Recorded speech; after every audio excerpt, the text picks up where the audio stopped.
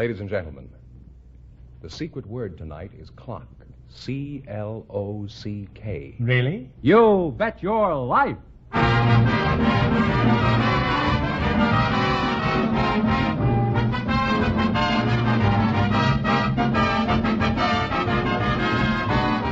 more than 3,000 DeSoto Plymouth dealers of America present Groucho Marx in You'll Bet Your Life, the comedy quiz series produced and transcribed from Hollywood. And here he is, the one, the only... Groucho! That's me, Groucho Marx.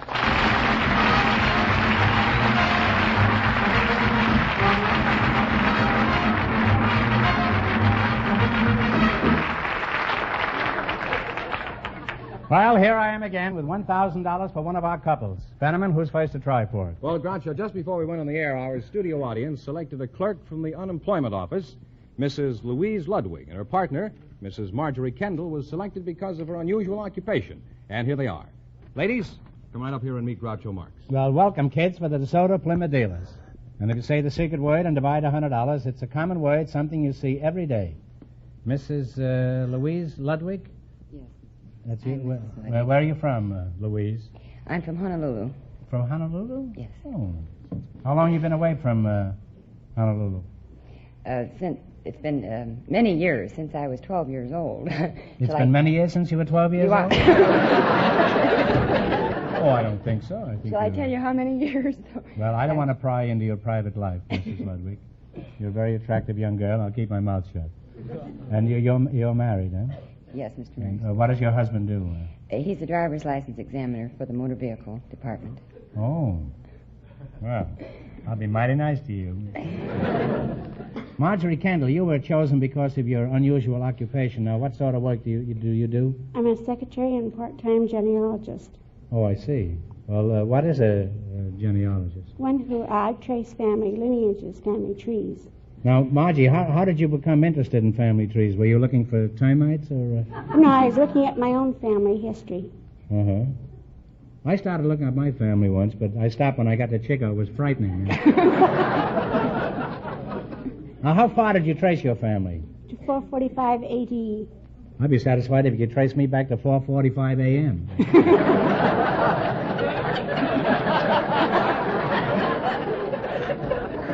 Although I'm not sure I want to go back there again. Now, Marjorie, why should people want to know their family trees? Isn't that a little snobbish?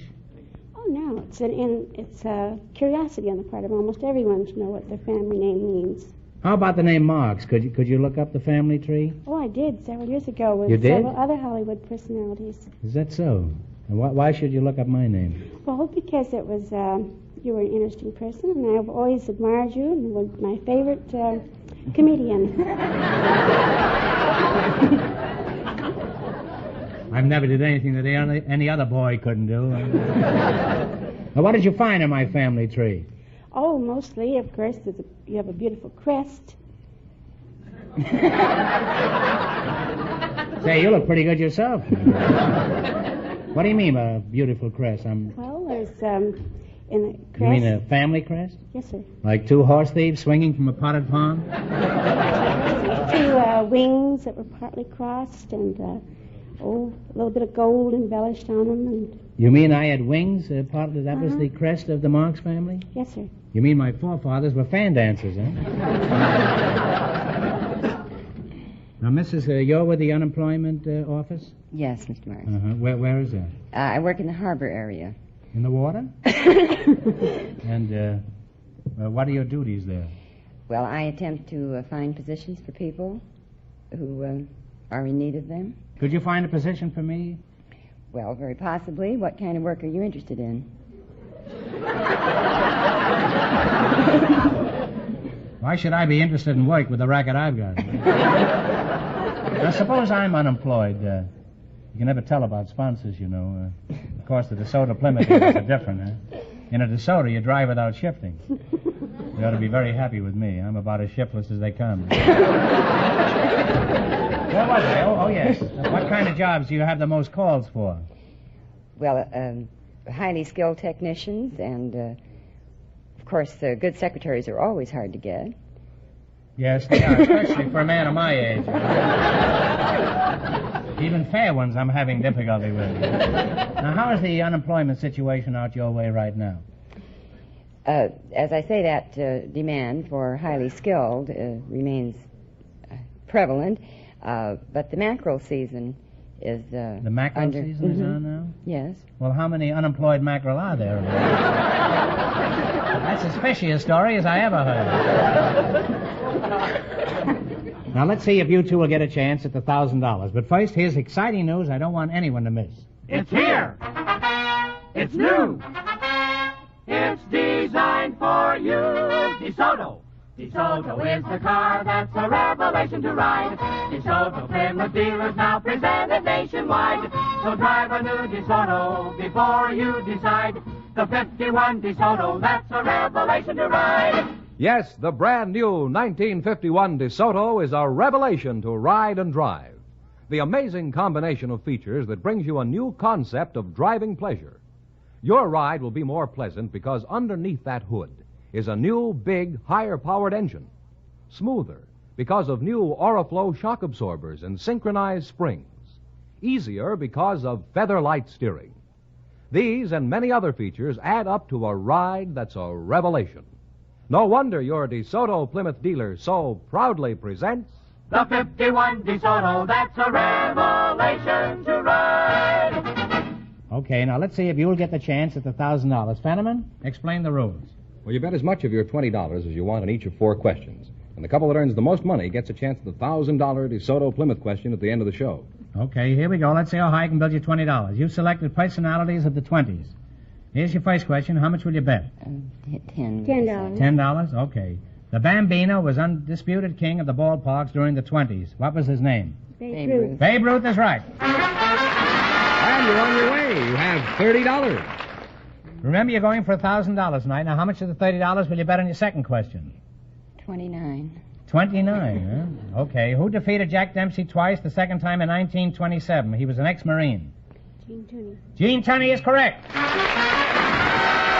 You're really climbing now. You have $59. You're climbing with $59. Here's your third question. How much you going to go for? 55. 55. Okay. The hop-along of the 20s was a straight-shooting cowboy with a horse named Tony. What was the cowboy's name? Tom Mix. Tom Mix is correct. Now you have $114. $114, and here's your last chance to be the other couples. How much of the 114? Oh. All of it? Okay, you're gamblers. What was the name of the colorful revivalist who during the 20s drew thousands of people to his meetings? Billy Sunday. Billy Sunday is correct.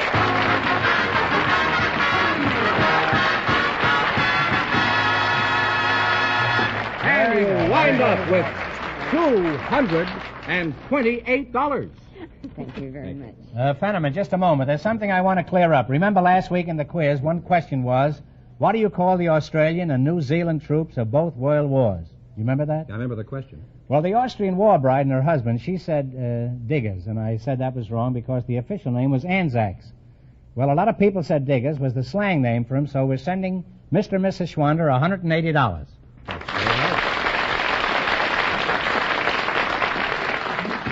Fortunately, it wasn't enough to affect the standings for the big question, so thank heaven that remains the same as it turned out on the show. All right, on with it, Fenneman. Who's next?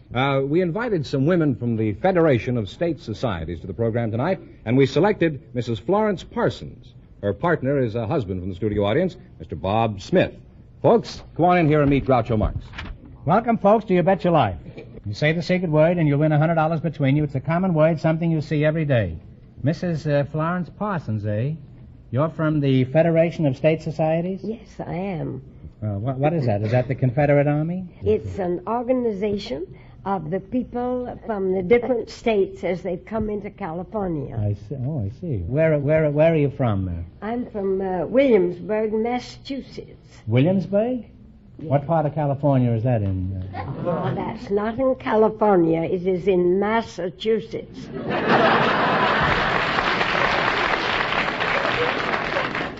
Williamsburg, isn't that where Cal Coolidge came from? No, he really was born in Vermont, but he lived in Northampton, just a few miles from Williamsburg, 10 miles. Did you know Cal Coolidge? Slightly.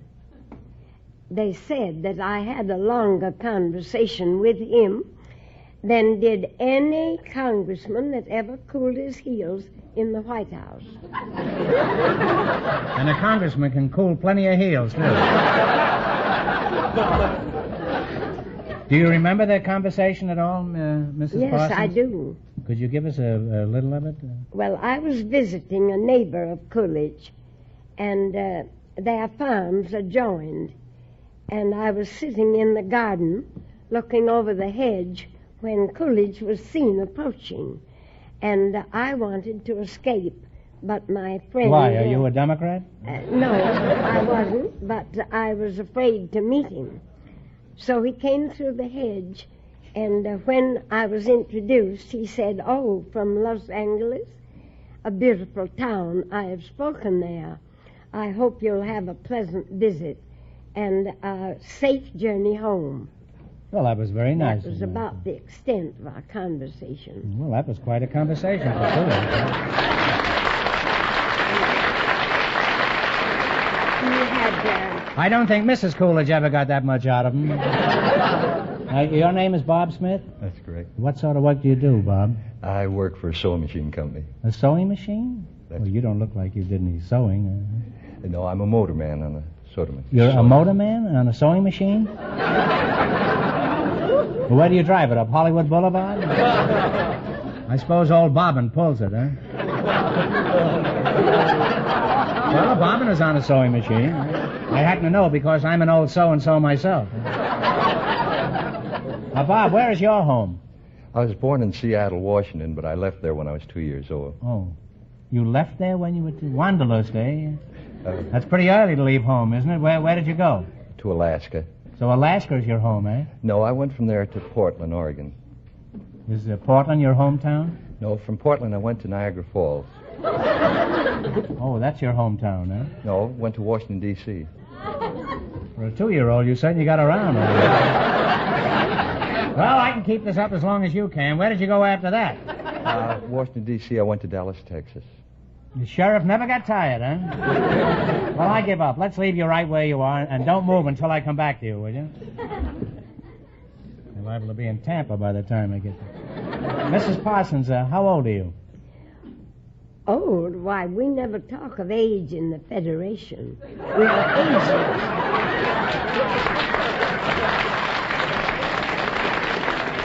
I'm sorry, Mrs. Parsons. How young are you? Well, the gypsies tried to steal me when I was 5 years old. I may steal you tonight, Mrs. Parsons. This man is a gypsy. This man is a gypsy? Yes, sir. You're a gypsy? You don't look like a gypsy. I thought all gypsies wore bandanas and played the accordion and wore gold earrings. Why, you look just like me. Why is that? A lot of gypsies do. Anybody care to have his palm read? Are you married, Bob? Yes, I am. How did you meet your wife? My father introduced her to me. Well, that was a very friendly gesture on your part. Why was your father so interested in this girl? Well, he gave $1,500 for her and selected her to be my wife. It's a lot of money for one girl. How come your father paid $1,500 for your wife? Well, that's a custom among the English gypsies and among all the gypsies.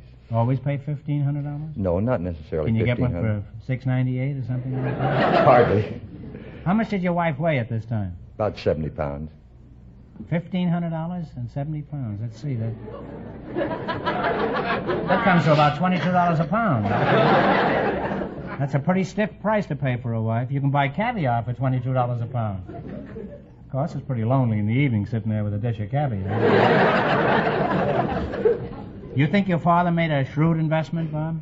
I think so, because very short time after we was married, my wife made enough telling fortunes to pay my father back. Oh.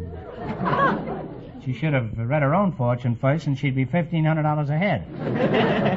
And has this marriage turned out successfully? Have you been happy, Bob? Yes, very successfully. I got about the best girl in the world. Well, you ought to know. You've been all over the world.